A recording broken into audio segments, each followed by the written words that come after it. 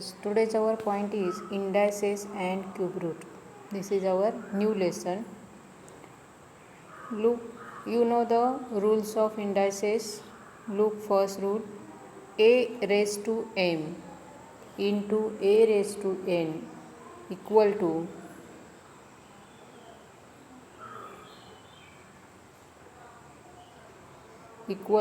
a raised to m plus n. Second rule is a raised to m divide a raised to n equal to a raised to m minus n.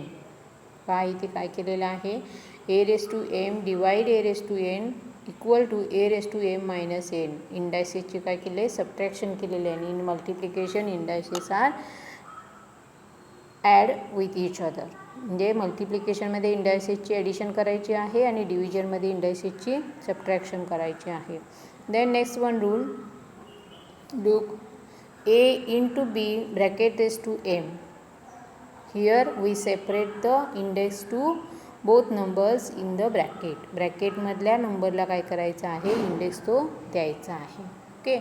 Then fourth rule is a raised to 0 equal to 1. आता a raised to 0, a means any number, any number raise to 0 equal to 1. आता इथे एक formula तुम्हाला देईन मी, बघा. मराठी लोक ज्यांचं मराठी आहे त्यांना आपल्याला लक्षात येईल. कावा रेस टू 0 इक्वल टू 1. कावा मीन्स काय वाटेल ते, काही असू दे ब्रॅकेटमध्ये, रेस टू 0 असेल तर त्याची व्हॅल्यू काय येते, 1 येते. ओके. त्यानंतर नेक्स्ट रूल आहे पहा, A raise to minus M equal to A raise to 1 upon A raise to M. म्हणजे इथला निगेटिव्ह इंडेक्स असेल तर आपल्याला तो पॉझिटिव्ह करता येतो, त्याचा फक्त काय लिहायचा आहे, रेसिप्रोकल लिहायचा आहे. देन नेक्स्ट रूल पहा, A raise to M raise to N, A raise to M bracket raise to N. इथे काय करायचं आहे, प्रोडक्ट करायचं आहे, A raise to M into N. Okay. म्हणजेच जसं A raise to M into A raise to N होतं त्यावेळेला इथे ॲडिशन केली होती, but A raise to M bracket raise to N असेल त्यावेळेला काय करायचं आहे, प्रोडक्ट करायचं आहे. त्यानंतर हा नेक्स्ट रूल बघा, A upon B bracket raise to M. Like this third rule, A into B bracket raise to M होता, तिथे आपण सेपरेट केलेला होता, तसंच इथं सेपरेट करायचं आहे न्युमरेटर अँड डिनॉमिनेटरमध्ये. म्हणजेच A raise to M upon B raise to M. Eighth rule पहा, A upon B bracket raise to minus M. आता इथे मायनस एमचा आपल्याला माहिती आहे, 1 अपॉन रेसिप्रोकल लिहिला की तो पॉझिटिव्ह होतो.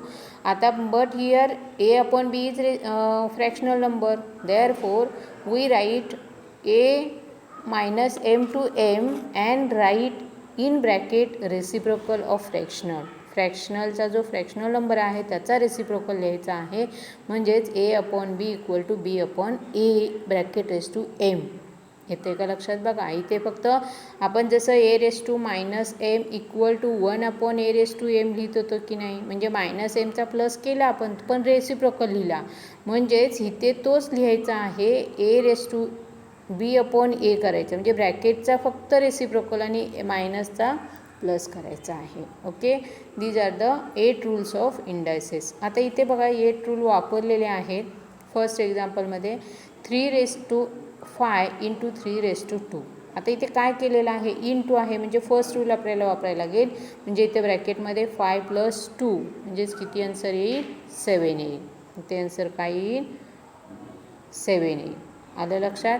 इथे बघा 5 raise to minus 3 equal to 1 upon 5 raise to 3.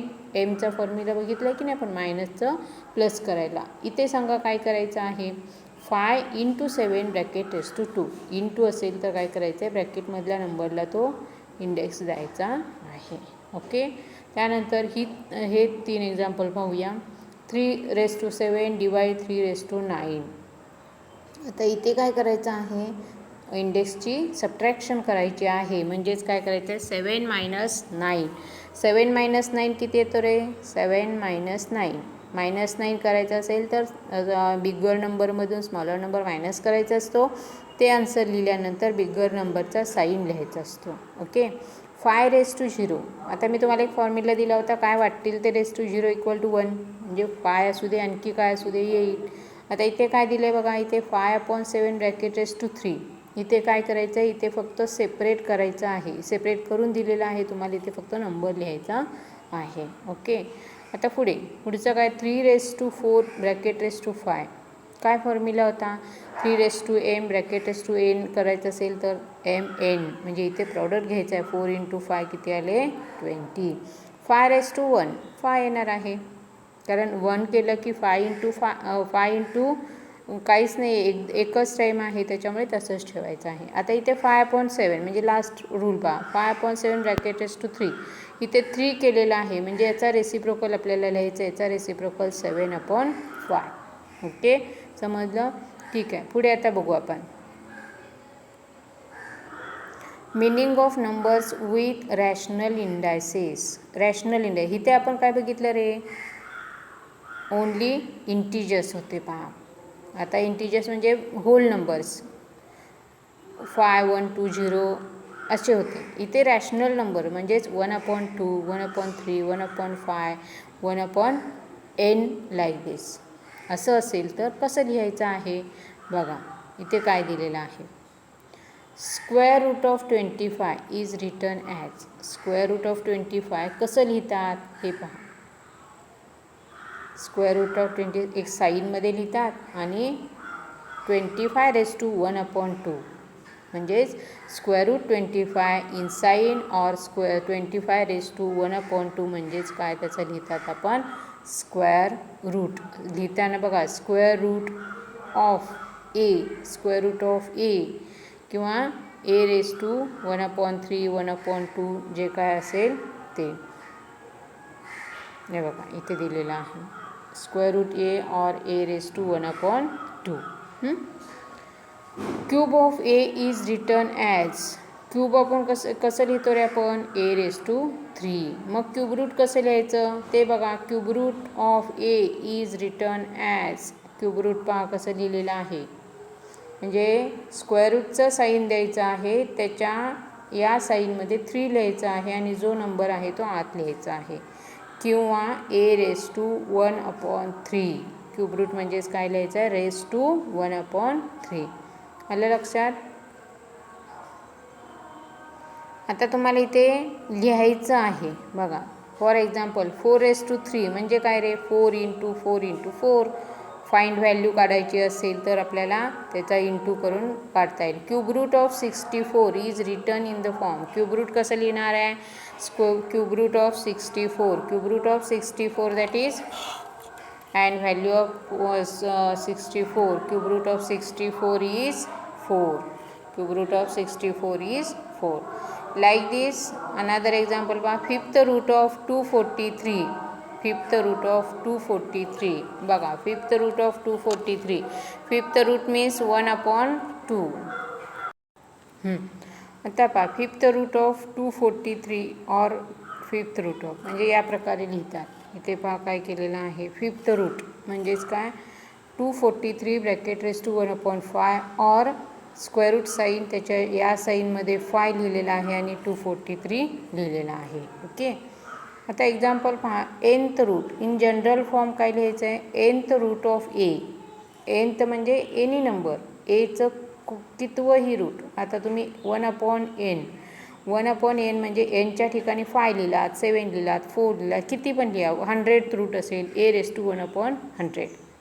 आलं लक्षात. म्हणजे त्याप्रमाणे आपल्याला व्हॅल्यू लिहिता येईल. इथे दिले बघा a⁻1/n.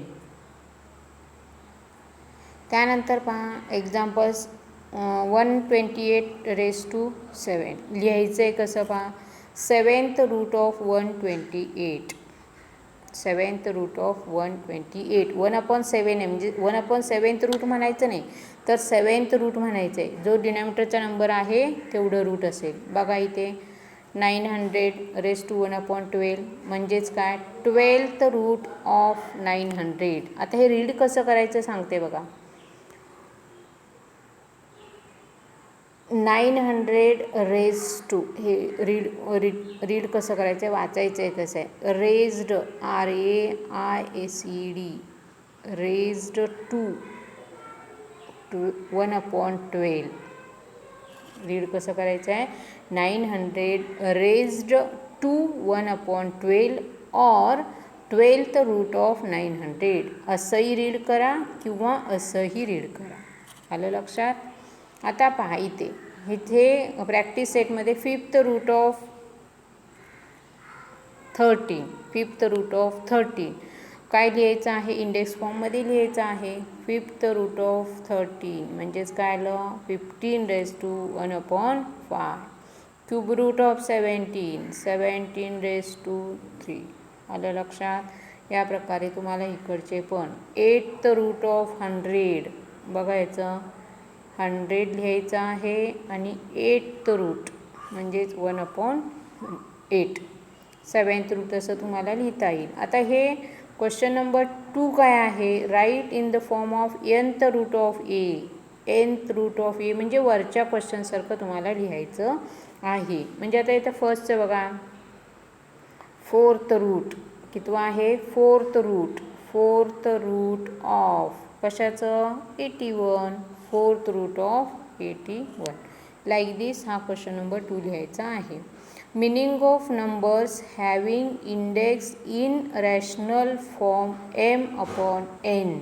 आता तुम्ही 1/n हे बघितलेलं आहे. इथे m/n बघायचं बघा m/n बघायचं आहे. इथे आपण आता 1/nचं बघितलेलं आहे.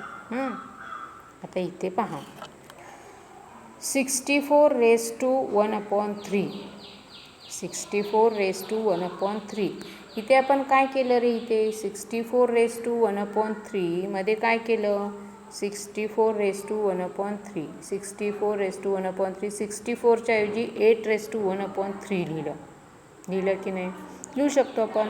मग 8 raised to 2 bracket raised to 1/3 equal to 4 हे आन्सर आहे. आता इथे काय केलेलं आहे रेस टू ह्याच्याऐवजी बघा आता आपल्याला हा रूल माहिती आहे की नाही a raised to m bracket raised to n equal to a raised to mn. तसा हा लिहिता येईल ना. म्हणजेच काय लिहिता येईल 8 raised to 2 into 1/3 म्हणजेच 8 raised to 2/3 म्हणजेच m/n फॉर्म झाला की नाही बघा. तसं आपल्याला लिहिता येईल. बघा इथे दिलेलं आहे तुम्हाला बघा इथे दिलं okay a raised to m bracket raised to n a raised to mn we get 8 raised to 8 square into raised to 1/3 that is equal to 8 raised to 2/3. आलं लक्षात. म्हणजेच इथे काय करायचं आहे जर आपण 8चं क्यूब रूट फर्स्ट घेतलं 8चं क्यूब रूट फर्स्ट घेतलं तर त्याचा स्क्वेअर करायचा आहे. स्क्वेअर केला अगोदर आणि त्याचा क्यूब रूट घेतलं तरीही आन्सर बदलत नाही. म्हणजे कोणताही स्क्वेअर रूट आधी ब्रॅकेटच्या बाहेरचा अगोदर घ्या किंवा ब्रॅकेटच्या आतला अगोदर घ्या काही फरक पडत नाही. आन्सर काय राहणार आहे सेम राहणार आहे. ओके. आता आपण हेच उदाहरण बघूया दोन्ही मेथडनी. 64 raised to 1/3 होतं म्हणजे 64 raised to 1/3 हा क्वेश्चन होता. 64चं आपण काय केलं 8 raised to 2 केलं आणि 1/3 म्हणजेच 8 raised to 2/3 बरोबर. हा क्वेश्चन आहे. आता 8 raised to 2/3 म्हणजेच 8 raised to 2 वेगळा आणि 1/3 वेगळा. आता 8 raised to 2 काय आहे 64 raised to 1/3 म्हणजे क्यूब रूट ऑफ 64 किती येतं 4 येतं बरोबर. मग आता आपल्याला काय करायचं आहे 8 स्क्वेअर 1/3. आता काय करायचं आहे 1/3 आत ठेवायचं आहे आणि 2 बाहेर ठेवायचं आहे. मला सांगा आता 8चं क्यूब रूट किती रे 2 2चा स्क्वेअर किती 4 म्हणजे आन्सर किती आलं 4च राहिलं. आलं लक्षात. म्हणजे आन्सर काय राहतं सेम राहतं.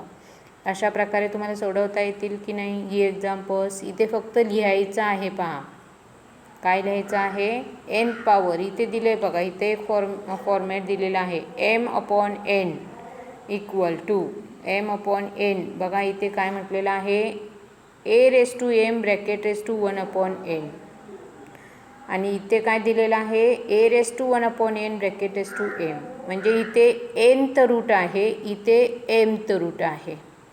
आलं लक्षात. हे पुढचं रूट ऑफ पुढचं लिहिता येतं. mth पॉवर ऑफ a⁻1/n असं लिहिता येईल. म्हणजे पहा पहिल्यामध्ये काय लिहिलं आहे a⁻m n म्हणजे means nth root of mth power of a म्हणजे बघा mth पॉवर nth रूट म्हणजे 1/n आहे म्हणून तो nth रूट झाला. mth पॉवर ऑफ a येते का लक्षात. mth power of a mth power आहे कुणाची याची.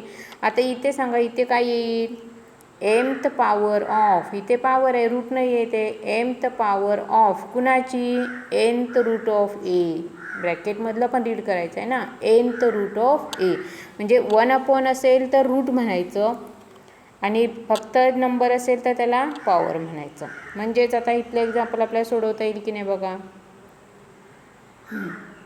सांगा पॉवर ऑफ रूट असं लिहायचं आहे. म्हणजेच 45⁴/5 अगोदर काय लिहायचे पॉवर लिहायचे. म्हणजेच काय लिहिता येईल कितवी पॉवर आहे 4th बरोबर का. 4th पॉवर ऑफ रूट किती आहे 5th रूट ऑफ कशाचं 45चं बघा. 4th power of 5th root of 45. Formula same आहे फक्त नंबर चेंज करायचे आहेत. 4th power of 5th root of 7. आता मी पुढच्या उदाहरणात बघा काय दिलेलं आहे इथे मी 6 लिहिलं. 6th power of 7th route of 81 येते का लक्षात. म्हणजेच इथे काय येणार आहे हे एक्झाम्पल बघा 6/7 आहे. 6 पॉवर आहे की नाही 6th पॉवर ऑफ कुणाची रूट लिहायचं आहे. आता कितवं रूट आहे 7th रूट ऑफ कुणाचं 7th रूट 81 आलं लक्षात. हे असं लिहायचं आहे. इथे आता पुढचं काय म्हटलं रूट ऑफ पॉवर म्हणजे आता फर्स्ट पहिल्यांदा रूट लिहायचं आहे. आपला नंबर काय आहे बघा 45 किती होतं 4/5